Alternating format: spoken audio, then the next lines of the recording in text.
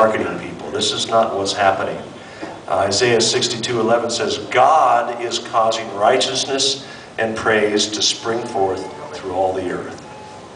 It's not a record label. It's not smart marketing people. Isaiah 62:11, God is causing righteousness and praise to spring forth. And it's happening here in India. But it doesn't mean that it all equals music.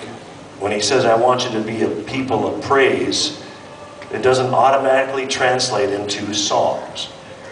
You can be a worshiper and a praiser by reaching out to someone who's poor and just being a friend. That's worship to God. But we've almost made it into a liturgy. How many would consider themselves to be in a liturgical church? Like follow a liturgy every week? Okay, several of you. And how many would consider themselves to be a free, spirit-filled church? Yeah.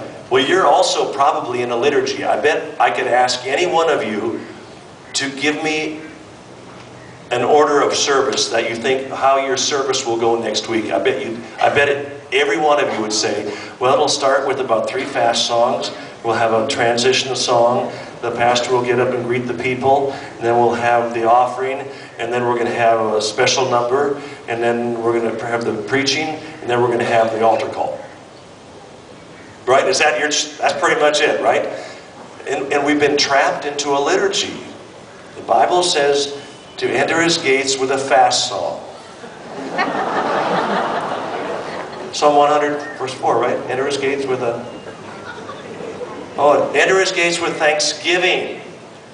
Oh. And thanksgiving can only be a fast song. Enter his gates with thanksgiving. So, you know, when you start your it doesn't have to be this rockin' song. It doesn't have to be. It can be, but it doesn't have to be. Sometimes we just got to wake the people up, and it's a fast song is good.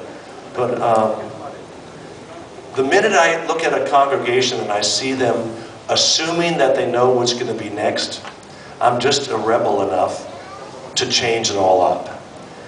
I've always been a little bit that way. My mother used to say to me,